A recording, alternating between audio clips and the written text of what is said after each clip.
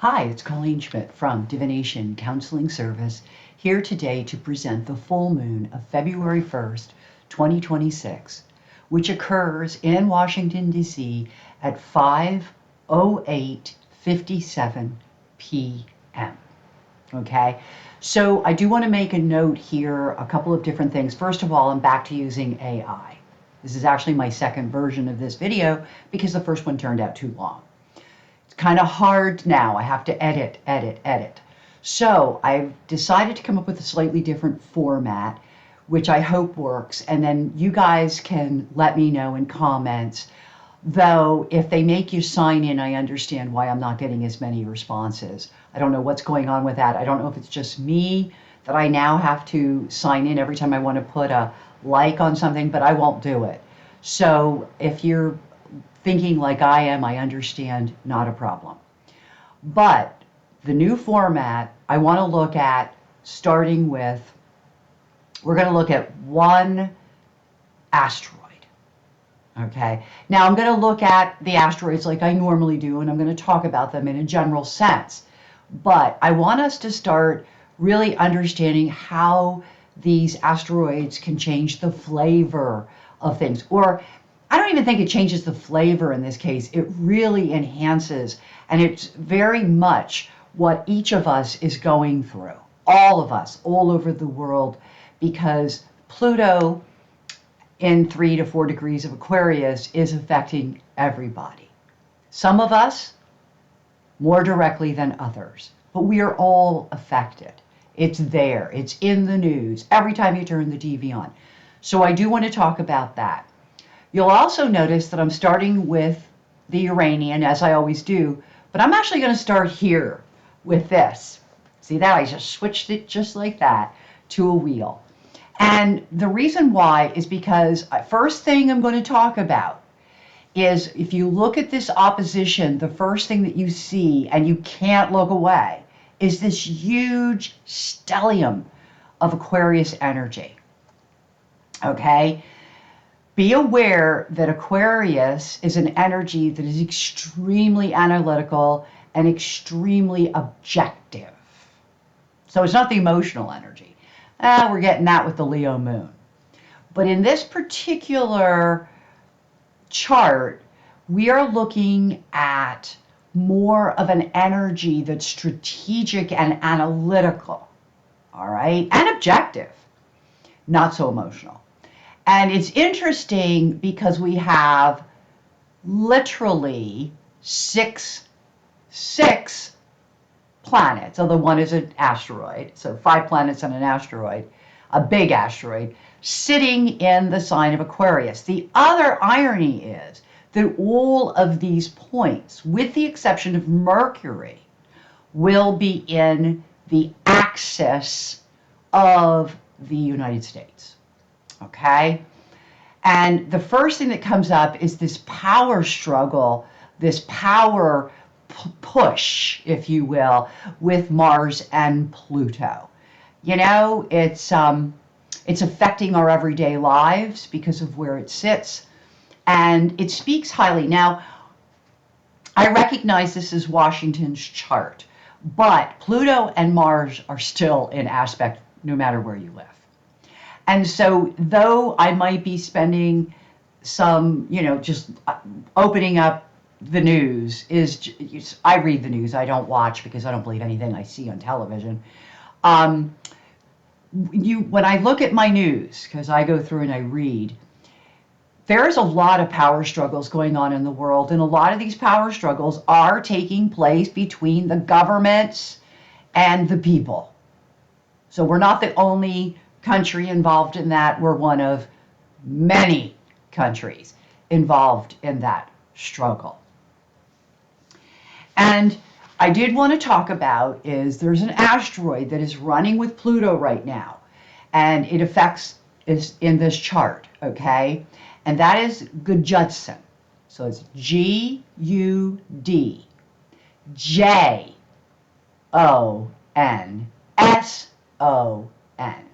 Okay? And it's, according to Martha, it's a criminal. It's a criminal element. So is it funny that we have a criminal element running with trying to transform us, trying to indoctrinate us. With this struggle with the first and the seventh house going on, by the way, seventh house also is open enemies. It's not just our close one-on-ones and our significant others, and it's also open enemies. And the moon is in the first house because we're letting our feelings be known. Okay. Now, I don't know that you can do that if you live in Iran, if you could be as open with your emotions. However, they're even trying to stop us in the United States where they're not allowed to. So I think it's kind of interesting. So let's talk about Gajutsa, okay, which is on Pluto. And let us look at it as a study of an asteroid so that we can get to know them better, okay? So Gajutsa, running in the 6th, okay, is a psychological investigation. I mean, that's what they're referring to it as in AI. Now, I did talk to the AI. We have conversations. And I like the expanded usage of some of the asteroids because they fit better in things like the diurnal, okay, especially with Gajutsa, okay, the daily angles. And, or even for someone like me, I could have a criminal mind. It's sitting on my mind right now, but it's more likely that I am, and this is true, I am reading about, it's in my world, it's in my environment, my atmosphere, about how I'm looking at the struggle. I want to call it of good and evil, but there's a lot of corruption, there's a lot of lawlessness, not just in our government, although that's true, it's everywhere. Okay, it's everywhere. So this is going to affect relationships right down to significant others and situations where there could be divorces even, okay? So just, or literally getting rid of people from, I mean, it's a pretty devastating energy. It's a lot of anger, that Pluto Mars, okay? But with Gajutsa, you're adding things like you're questioning narratives, you're challenging assumptions, you're re-examining what is said to be true. We don't trust anything anymore. It's corrupt. It's lawless. Okay, that's how you're looking. Or if you work for, actually, I heard of 2 situations that don't really have to do with the government, but have to do with, like, one was in a big manufacturing plant where people are not following the rules. And then another one was somebody dealing with an agency, not quite following the rules. So I think that what you're seeing here is some real power struggles and some real manipulations that are quite lawless in nature, okay? There's critical scrutiny of testimony, memory, or claims. Well, we're seeing that on television. Even though I don't watch it, you can see it. Awareness that perception can be distorted, all right, which is gaslighting. Okay, let's give it a name. But gaslighting in this situation would be seen as corruption and lawless. Okay, now as I look through this, because this is an interesting aspect of my notes, and I really do have to keep this a little shorter than what I've been doing, I do want to say that right now, Gajutsa is overstimulated by both Pluto and Mars. The only good thing we have here, and I do want to explain this is really, really important, is that Saturn is getting ready to change. It will be doing so right after the next eclipse. It goes out of Neptune for good. It is then going to be officially out of Pisces, which is ruled by Neptune. But the way I talk, it's hard to follow. So it's going into Aries, which is a completely different energy than Pisces. And this is actually going to do us a good stead, because right now, and I just want to show this very quickly, Hades and Cronus, as we know, is corruption. It's also medical breakthroughs, and I don't want to eliminate the good from that particular energy, but right now we are really looking at the bad. I don't care where you are. And so you have bad decisions made by people in authoritative positions, whether it be where you're working or where you're living, your government, okay? So, but right now, look at this. You've got Hades. Oh, I'm sorry. You've got Hades with Kronos with Jupiter. I still can't talk right today. So Jupiter is like this expansion of this corruption.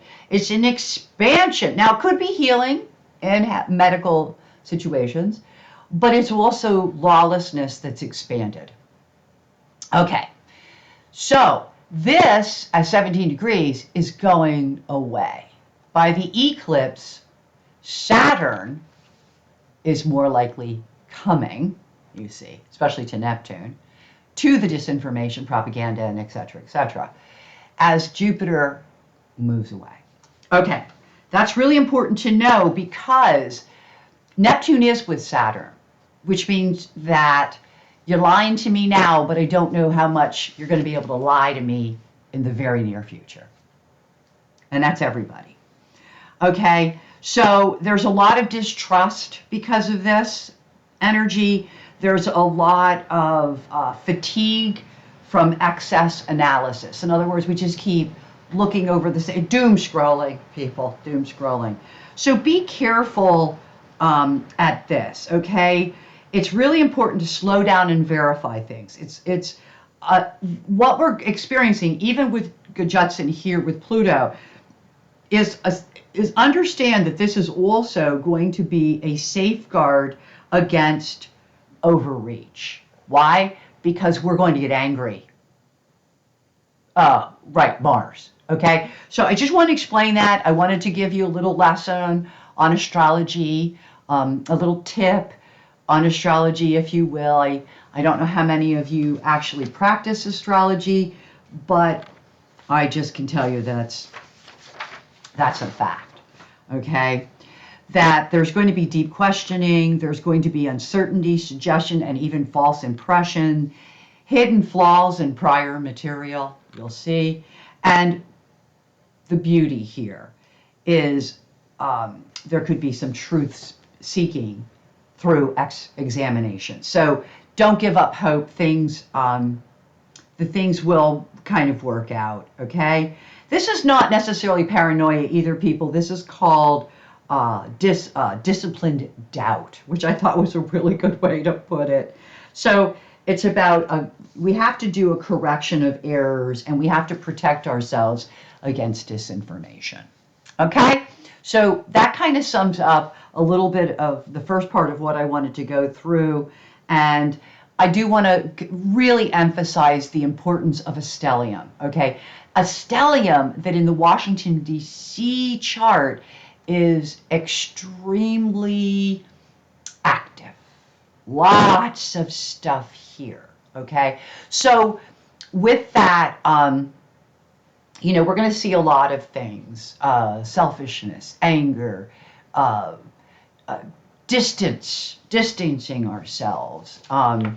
So realize, here's something that's really wonderful too, is Vesta is seen as the Vestans actually kept the fires going in their communities so that they wouldn't run out of fire, okay? They didn't have matches.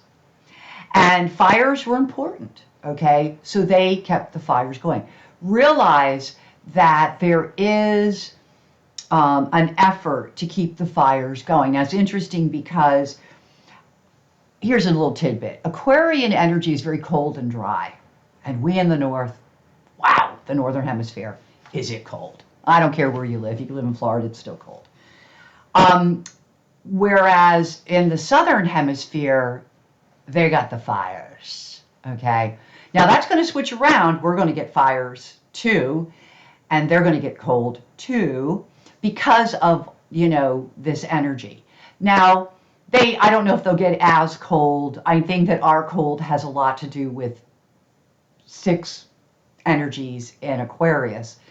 But I think that the fires are coming, but I'm not going to just refer to the fires in a literal sense. I think that the 2 people I've been talking to that have nothing to do with government are a little fired up and are figuring out ways to I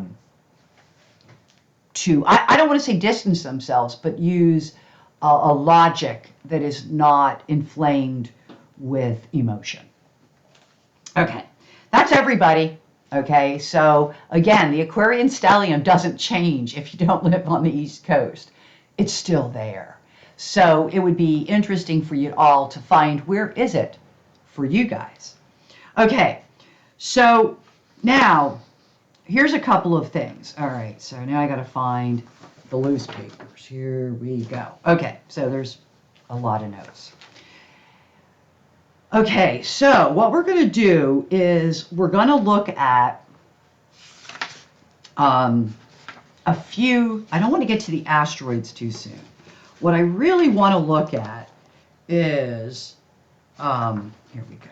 I want to look at the full moon, first of all, as midpoint structures. Now, let's just look at the midpoint structures. And I'm going to probably do everything with this program, even my asteroids, even though we don't have as many asteroids in here, for the simple reason that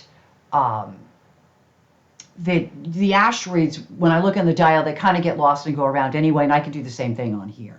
And then you'll have less confusion to look at. Okay. So, oh, I missed a page. I'm already on the next page of it. So I need these pages. Here we go. Okay, so let's look at things like what makes this full moon different. We already went through a couple of other things, okay? We went through the stellium in Aquarius. We went through the Judson on Pluto, and that's really important. I also want to point out that when I get to these midpoints, I did include a lot of the bigger asteroids. So it's not asteroid free. I do want to say that. Nothing that I do is asteroid free. Okay, so basically what we're looking at is a midpoint analysis of what's referred to by AI as irreversible change. I like that. I really do. Okay, so this full moon is not primarily emotional, romantic, or reactive. Okay, now so you think about all that stuff that's over on that 7th house, and you're thinking, oh, maybe this is about, my relationship. No, it has nothing to. It's Aquarian energy. Come on here, people. Let me tell you a little secret about Aquarians. They love humanity, but they don't like people. Okay, that's the joke. Okay, that's the saying. Okay. Okay, so it's a structural moon. That's what's happening is we're becoming organized, we're becoming structured and structural, and that will become more so as that Saturn crosses over that Aries point and into Aries itself. Okay, so during this time, there's going to be a collapse in our belief systems. Things that we thought were true, we're going to find out are not. And I don't care whether you're talking about the government all the way down to your personal relationships, okay?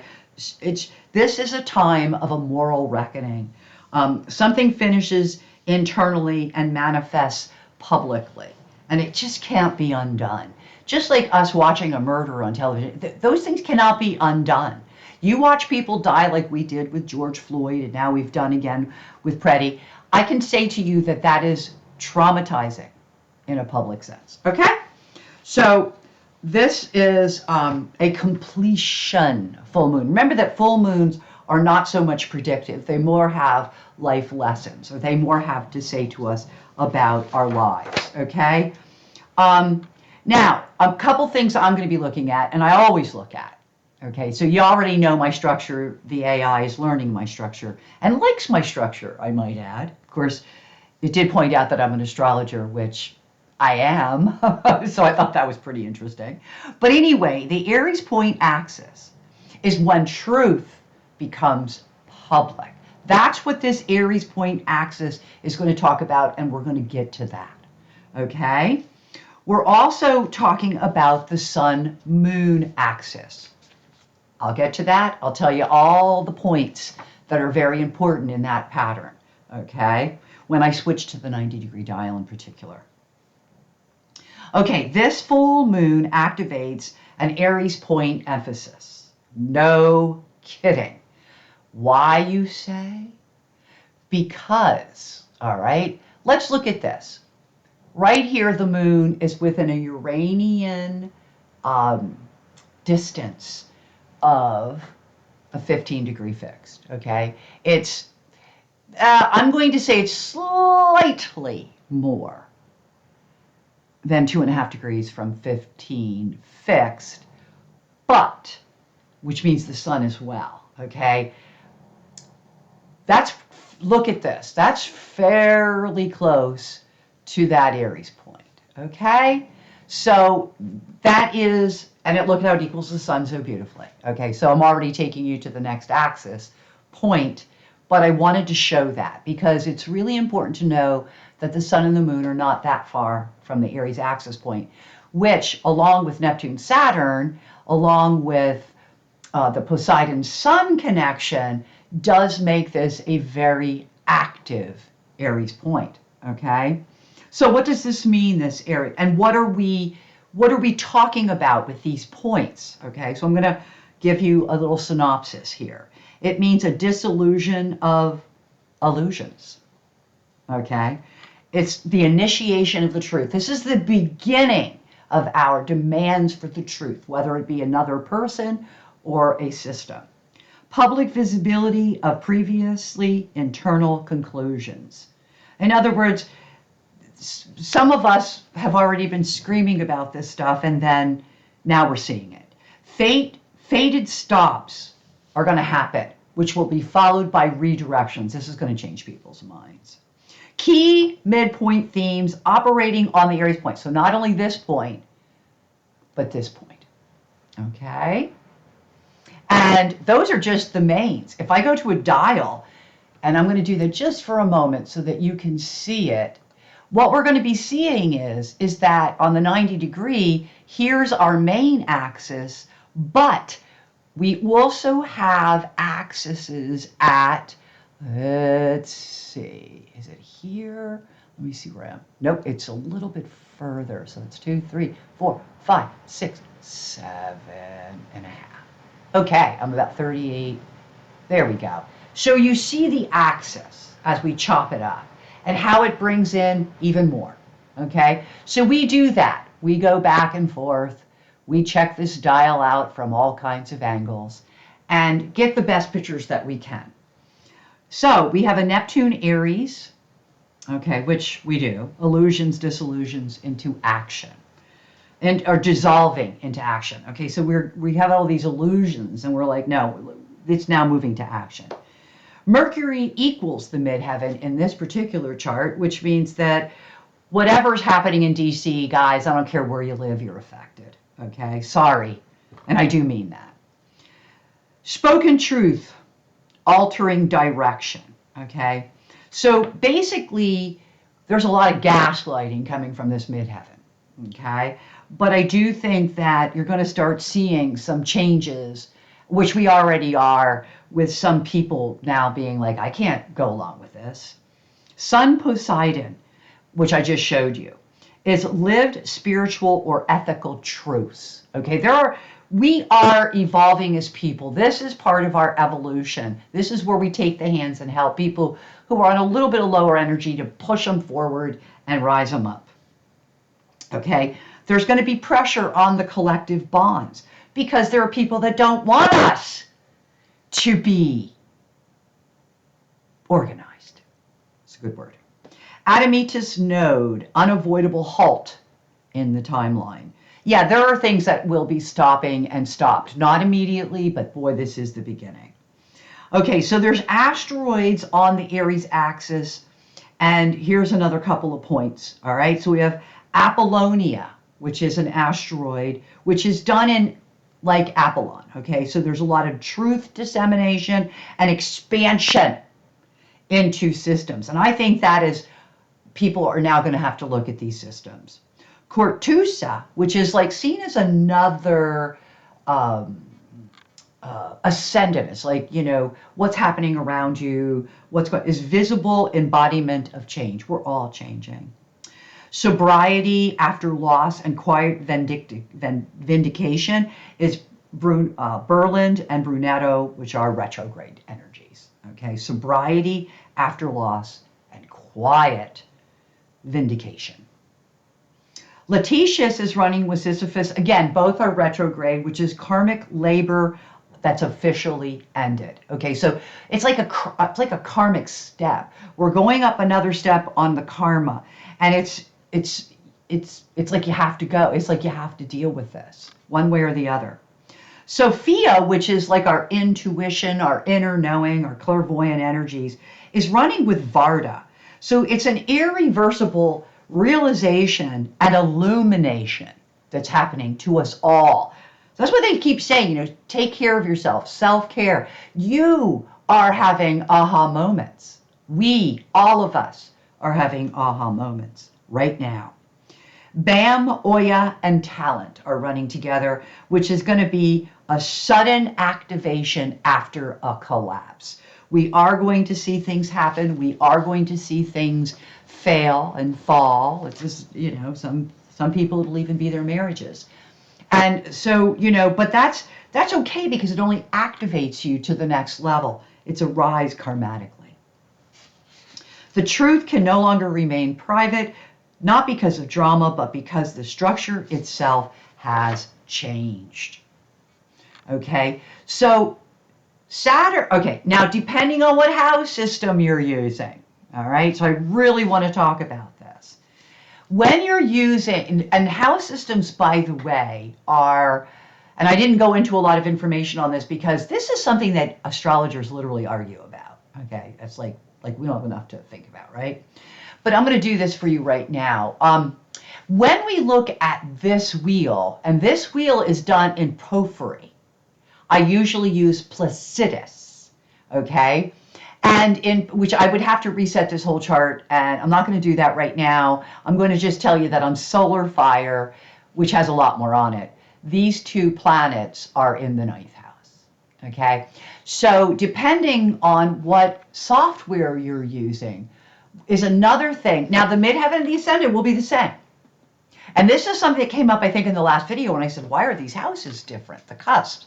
Well, it's because I use Placidus on Solar Fire, and it's porphyry on Nova chart wheels, okay?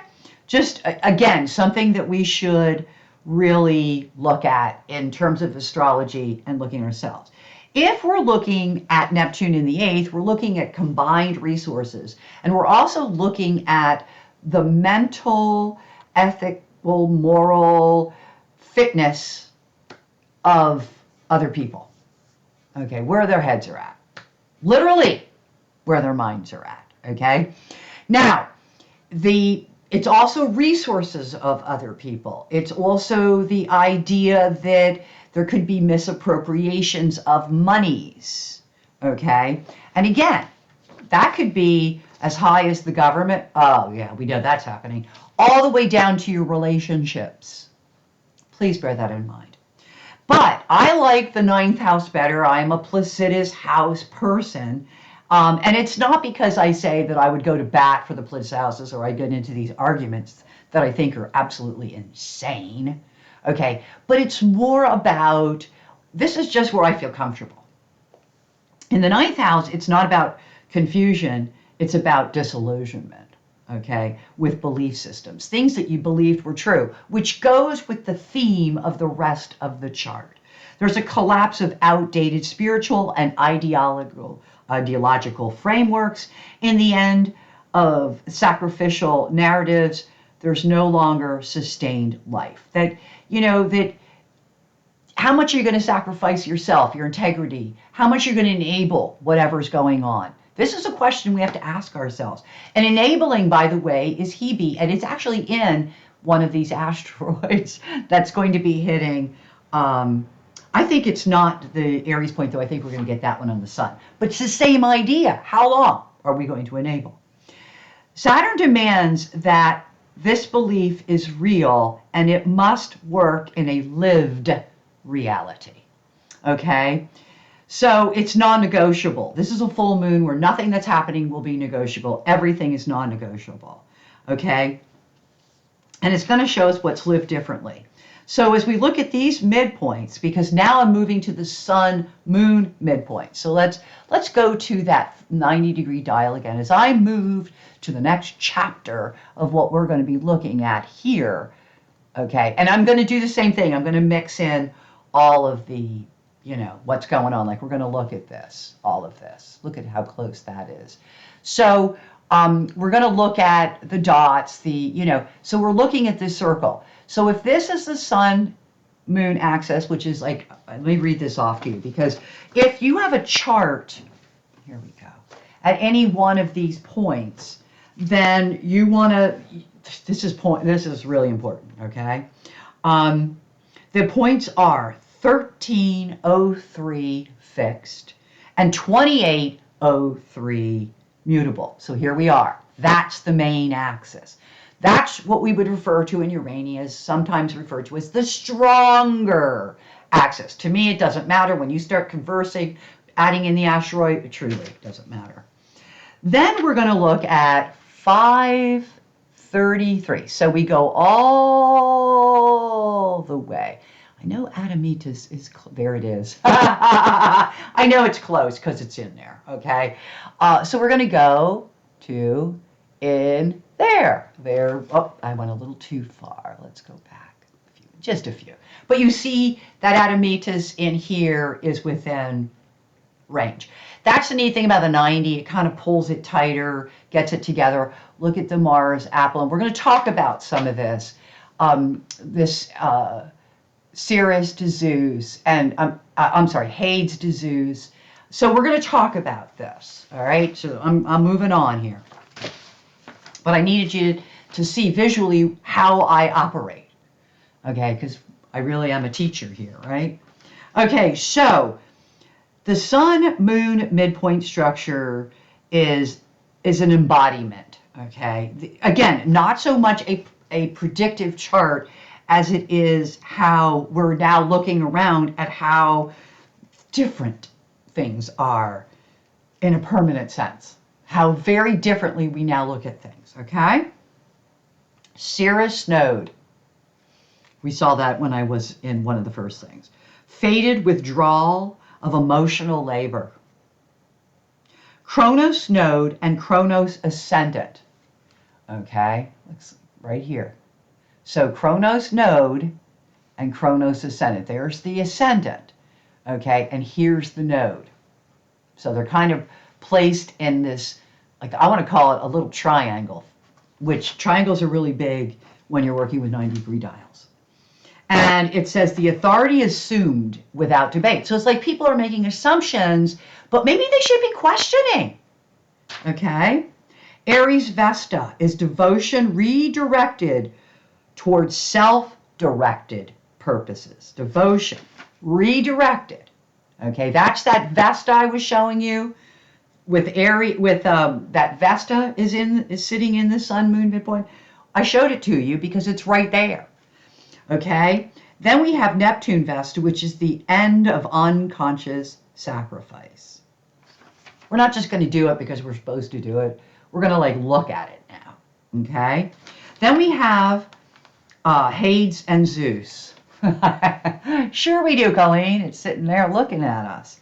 And it's buried pressure, igniting decisive action. The axis does not process emotions. It recalibrates behavior. We're done with this. We're moving on. So now the asteroids on the sun-moon axis clarify how completion occurs. And so we're going to talk about these are the asteroids that are on the axes, and as a result, these are the things that we're going to be looking at and feeling. And it's about awakening and liberation, okay? So we have Hebe, there it is, the enabler, okay? With Pan, how much trouble can you get into enabling somebody else? Okay, and Prometheus. Okay, Prometheus is the helper here, okay, because it can really help us with vitality returning after suppression. We've been suppressed. We kind of figure it out with Pan, and Prometheus will have us rising again. Prometheus is the god who stole the fire, Vesta, okay, for the people, for us, we the people, which is the big accentuation on Aquarius and Pluto and Aquarius energy in general. Okay, so Aquarius is about humanity as a whole more so than individual. Okay, and we've been indoctrinated to be always about the individual. Well, that's all really changing, not just within ourselves, but that's where it starts. It's going to come right out into society. It's good energy. Fini is retrograde. In my heart of hearts, I know this is true. Many things are already finished. We just have to go through the process. Shiva is that tear it down kind of rage so we can rebuild it. It's rage too. Atlantis is the betrayal. Okay. Now, this is something that is happening. Atlantis is that gloom and doom feeling that a lot of people have, doom scrolling. But they want the people in power want us, and it doesn't matter what kind of power, whether it be your significant other, but the people in power don't want us they don't want us to wake up. Okay. But I'm going to tell you that it's a world or framework that collapses completely. And we're watching it real time. Doesn't mean it's going to happen overnight. Everything is a process. But I think in our heart of hearts, we know this is done. Whatever it is, it's over. Okay? Opportunity is retrograde with house. And this is about the old container can no longer hold life. Okay, so the opportunities have moved on and the structures are no longer necessary. I mean, that's one way to put it, okay? We move down that's like the end or false structures. So everything I read to you is about awakening, liberation, and the end of false structures. Now we're moving into clarity and healing, okay? And this is Apollon retrograde, Escapula retrograde, Escapulus, and truth. All of it meaning truth validated through well-being. In other words, start checking in. How do you feel? If you don't feel good, it's not good. We all have clairvoyant abilities with that sense of knowing. Everybody has it. Some people have it more than others only because they've been practicing it. Okay? Some people are clairvoyant or clairaudient, which is hearing. I mean, there's so many different. Voyant, I think, is cognizant, is knowing. Voyant is seeing. So in other words, there's all these clairs. We were born with them. Use them. It's time. Okay, it's time. Our truth is validated that way. If your health is going bad, something's wrong. I can't stress that enough. I've worked in teaching and healing my whole life, and that is an absolute fact. Vipera is also retrograde, which means that part of what's going on here, and this goes back to awakening and liberation, is that toxins will be identified and neutralized. In other words, we're going to start realizing, my God, they're gaslighting us, turn off the TV. That's one simple example, okay? We're also looking at authority and restraint. Restraining authority, even maybe, okay? Where we see asteroids Mani, which is intentional measured action. Something that everybody, Governor Walz, everybody's trying to do to tell you. Be intentional, but measured. Be peaceful. Be smart. You're dealing with a con artist, a partner of some sort. Be smart. Don't be about bravo. Bravado doesn't get you anywhere. Structure, smarts gets you everywhere. We move on to, and by the way, the people who are in charge are often, if our government's any example, they're not very smart. So come on, people. Be smarter. Cassandra also comes under this, and Cassandra is interesting. It's really strong in my chart. Not this Cassandra particularly, but Cassandra as a point. And it's something I know well. I've been a truth seeker my whole life. I am sort of giggling to myself now. My father, who's long dead, unfortunately, and I used to have these long conversations and debates about the world. And no one ever believed me.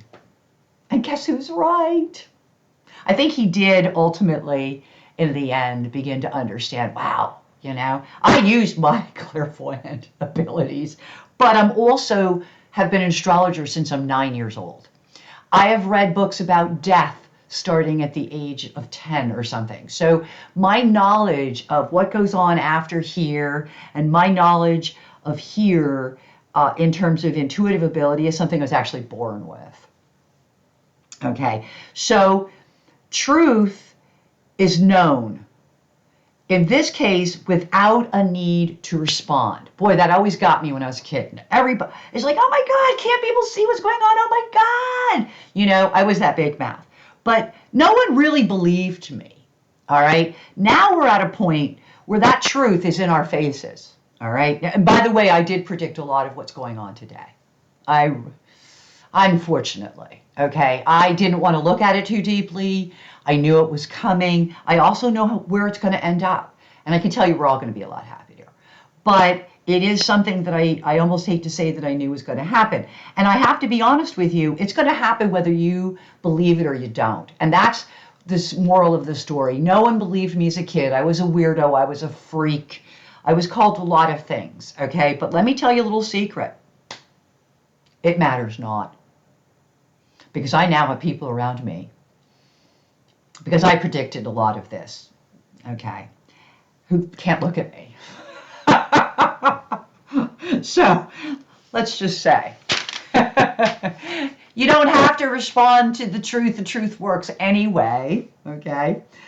Fate and continuation brings in Clotho. A new life thread begins immediately after this ends. We're already working on it, honey. We're working on that beginning. We are. I'm so proud to say that. Now, what's going on is that Barlow is here, and this is that incessant chatter that should be ignored rather than engaged in. Okay, so, I'm a protester. I don't care who knows. You can put me on the terrorist list. I don't care.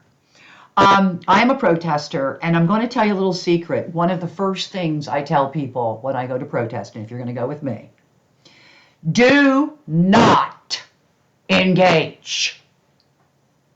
I can't stress it enough.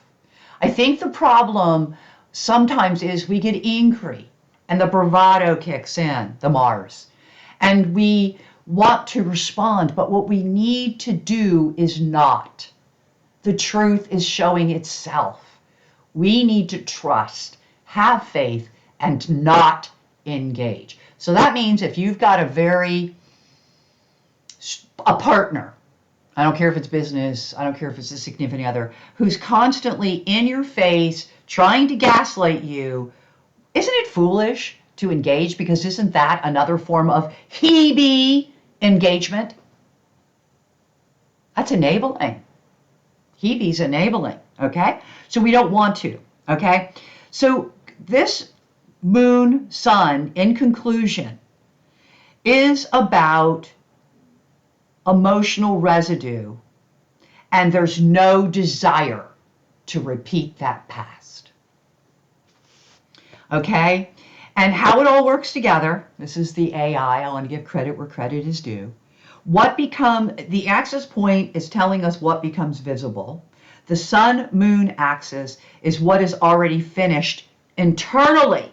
Now we have to reflect it because the inner work is already complete and the public manifestation is clean and decisive, which is what I'm hoping to do with these videos if I ever decide to go back to SEO scores, okay?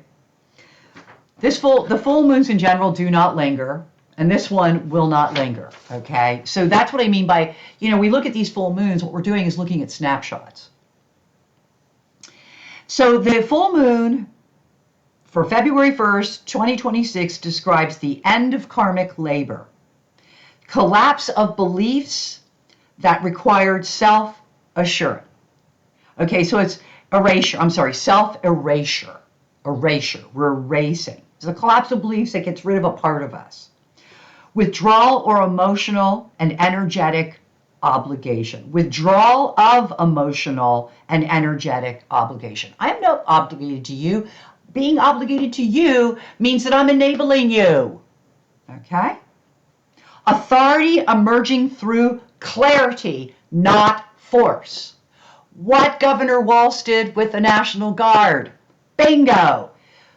It's a withdrawal of emotion. No, we're not going to get out there and start fighting with the ICE guys. We're going to serve hot chocolate, pizza, donuts. We're going to take care of the people who are protesting, and we're going to show that we can protect the detainee area, okay, which is what they're doing. Not inciting riots or causing civil wars, which is what they want, because it plays into their narrative. We are beyond that. You are beyond arguing with those people that continue to expect you to enable them.